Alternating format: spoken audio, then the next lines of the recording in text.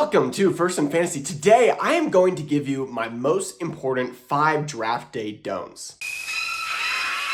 These are rules I apply every time I'm drafting, but I've also tailored them especially to this year's draft for 2026. I've been getting some complaints that the studio wasn't cool or hip enough, so there's some beer glasses and there's a football signed by Joe Montana. Now that I'm hip and cool, let's move forward so I can save you some headaches on draft day. Now, before I get started, let me actually say this. I would argue scientifically that each of these tips is going to improve your draft by about 10%. It's science. So if you utilize all 5, your draft is going to be 50% better than someone not using these tips. And here's the thing, you might listen to the first 1 or 2 and be like, I already do that. I know that. I'm not that idiot league mate. Listen, even if it's just a reminder and you do all these things, that's awesome. I think a few of them are more unique. It's something I've come up with over 15 years. Some of them are more standard, but even if you listen to one of these that you don't do and you take it in, it's going to make you better at fantasy football and it's going to make you better at your draft. So make sure you listen through all 5 because they are all of equal importance. Starting with number 1, and that is not to draft a quarterback or a tight end high in the draft. You will have the league mate that drafts Josh Allen in the 3rd round. You're going to have the league mate that drafts Brock Bowers in the 2nd round. It's going to feel cool for them. They're going to have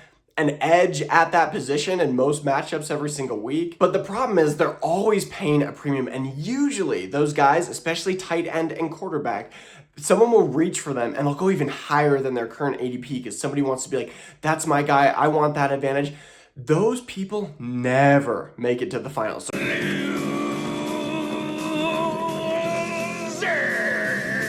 They're always like, not even the playoffs often. They're every single season. I play in so many leagues where it's like someone drafted Josh Allen in the high 2nd or late 1st, or went and got Brock Bowers or Travis Kelce in the 1st round. It's like, they're always like, yeah, I got this guy. But the thing is, most years, and especially this year, I can't be more adamant about it, there's so much depth at the quarterback position and the tight end position that it just makes no sense. It's a trap! Like that the draft stock capital is so, like, you can get someone so much later and have the upside of like not maybe the top value, but like close enough where like it just feels silly. I'll give you some examples. So Josh Allen's going in the 3rd round right now as the overall QB1. You can go get Jalen Hurts as the QB5, who I think is going to have a great season. You can get Patrick Mahomes, who's going to lead the Chiefs to a division title this year and back to the playoffs.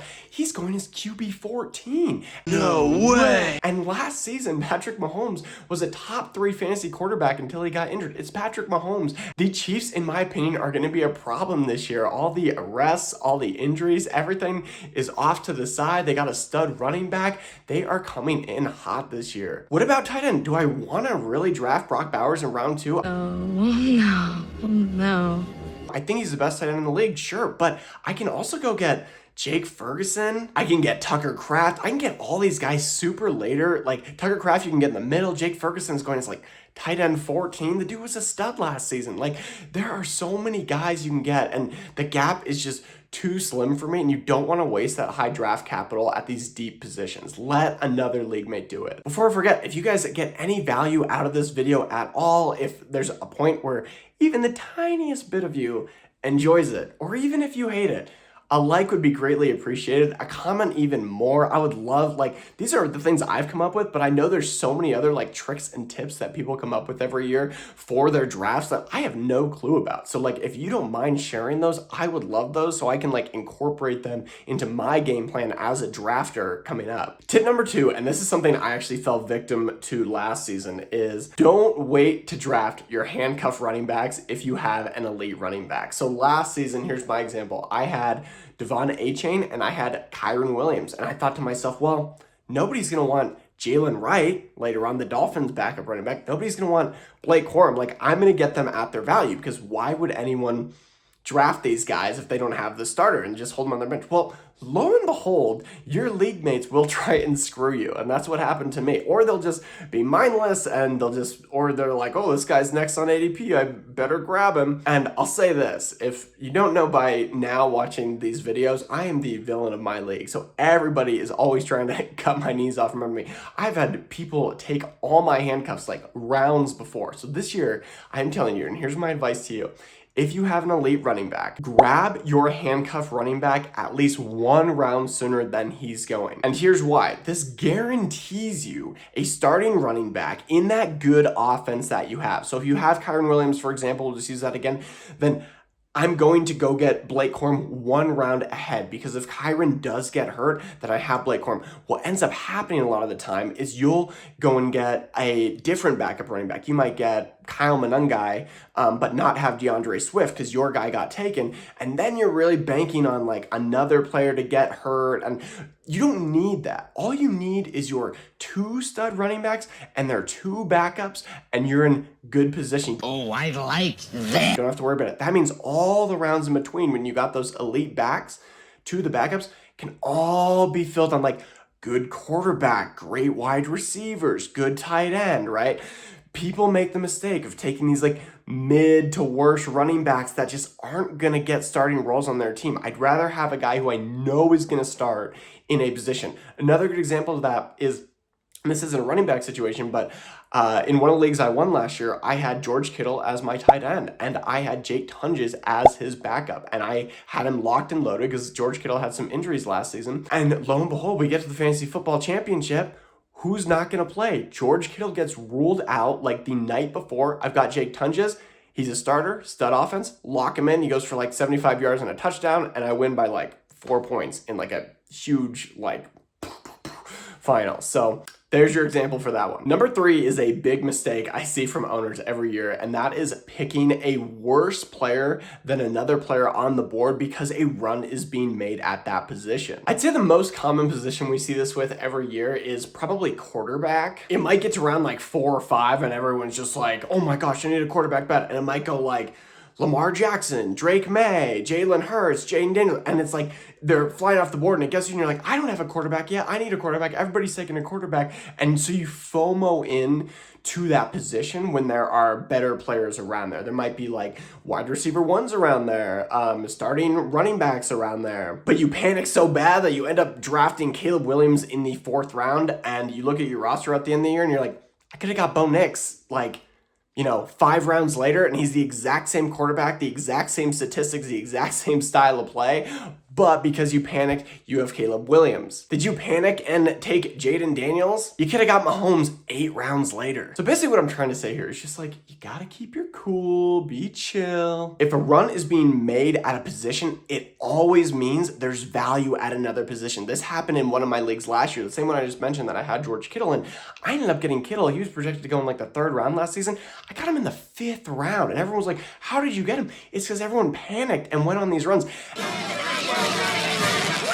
And that's what our goal is. Now listen, I've got a video coming out tomorrow, and it's going to be on my 5 do's for every draft. So I'm teaser here, that's coming, and be sure to check that out. These are the 5 don'ts. We'll be doing the 5 do's tomorrow. Both videos are going to be equally important. They're the yin and yang of each other. One cannot exist without the other. That's not entirely true. You can use these without that, but let's just move on. Number 4 is don't draft low upside players, especially after round 6. That is every year I say like those first 6 rounds are really premium, and then after that, there's still really good players for the next 2 rounds, and those are where some wasted picks get made. I'm talking about like round 7 and 8, and using picks on guys like Jaden Reed, Chris Godwin, Jacoby Myers, just these guys every week, they're going to get touches. They have like built-in gadget plays, or they're just going to get peppered with targets, but they're never going to be for huge gains. And you look down at the box score and you're like, oh man, like Jacoby Myers, he did great today. 8 catches, 50 yards, or like Jaden Reed, like 3 carries for 12 yards and 4 catches for 40 yards. Don't like that. They're kind of boomer bust plays. Like Chris Godwin every week this year is going to have like 5 catches for 60 yards. And it's really not what we're looking for in those ranges. We're looking for guys who can be massive home run hits, not people who are going to disappoint you every single week. This is often a great place to actually draft rookie wide receivers because there's a lot of unknowns about them. You can get guys like Casey Concepcion, Makai Lemon, obviously Jordan Tyson got hurt, but it's like these are the rounds that these guys are going around and they just have a lot higher upside. Like I can tell you, because I've been playing fantasy forever, like Jamar Chase, when he got drafted initially, and this is in one of my high buy-in leagues, I remember his rookie season, he had an awful preseason, and he ended up getting drafted in like it was like the 6th, 7th, 8th round, like something super late in our draft, and he was instantly a superstar. And you can be like, oh, how could Jamar Chase drop? He's dropping that far in all leagues, you guys, because he's an unknown. Like Makai Lemon could be the next Jamar Chase. We just don't know yet. So all in all, we want to favor upside, especially after round 6, and avoid just those boring floor guys that aren't gonna, get you much or win you weeks. And lastly, number 5, this is a big little trick of mine, and I see almost every fantasy manager screw this up, and that would be not to draft a skill player to your bench while you have other skill positions open on your team still. To keep this simple, and really this is sort of the point here, we're going to talk about running back and wide receiver. In most standard leagues, there's going to be 2 running backs and 2 wide receivers. If you already have 2 running backs, and let's say you have 1 wide receiver and you have an open hole at wide receiver still, do not go and draft another running back if your flex position is already taken, okay? So I guess a better way to say it would be, all right, let's say you have 3 running backs. 1 is filling up your flex position, the other 2 are your starters, and you have a wide receiver. The worst thing you could go do is go and get another running back while there's other wide receivers around that area. Even if the wide receiver you think is a little worse than that running back, you can't use that running back, right? You might be like, well, I can use him on a bye week. Cool, what? Once throughout the year, or I can use them 5 years. There's a lot of what ifs. We want guarantees coming out of our draft at bare minimum. So we are getting a wide receiver. Even if we think they might produce a little bit less or they're a little bit more of a wild card, I can promise you, every time I see people draft that player that goes to their bench and they skipped that second wide receiver, or maybe sometimes even their first wide receiver if they're like really low, or you could inverse it and talk about running backs, is then all those players are going to get taken, and the wide receiver they're going to lock into that spot a round or 2 later is garbage, is awful, and it creates this just ankle weight around the team. And it's like every week they're like, my team's loaded. I really only need to get better at 1 or 2 spots. It's like, how do I keep losing? That's why you keep losing. You can't have holes on your team like that. For every stud you have on your team, they're just completely erased if you have like a dud like that. I had to play a guy in my high stakes league last season who had Drake May in the finals. He dropped like 40 points on my head when they were just pounding the Jets and trying to force Drake May into that MVP.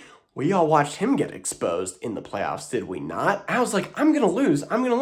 Here's the good news. The dude had Adonai Mitchell on his team in his flex. Like, he just had a massive hole on his team. And it's like he didn't have room because of his other guys. He had some elite guys, but he just had those holes. And that's why I ended up winning. Like, what? Adonai Mitchell went for like 40 yards or something. Like, cha-ching. Like, I'll take that all day. So don't draft a skill position to your bench until your running back, wide receiver, and flex position are completely filled out. Anyways, I hope you guys enjoyed the video. Be sure to tune in for the next one for the 5 do's of every draft. And if you enjoyed it, please drop a like. Sub would be greatly appreciated. And a comment the most. I love conversing, so please drop a comment. And before I forget, if you guys get any value out of this video at all, if there's a point where even the tiniest bit of you enjoys it, or even if you hate it, a like would be greatly appreciated. A comment even more. I would love, these are the things I've come up with, but I know there's so many other tricks and tips that people come up with every year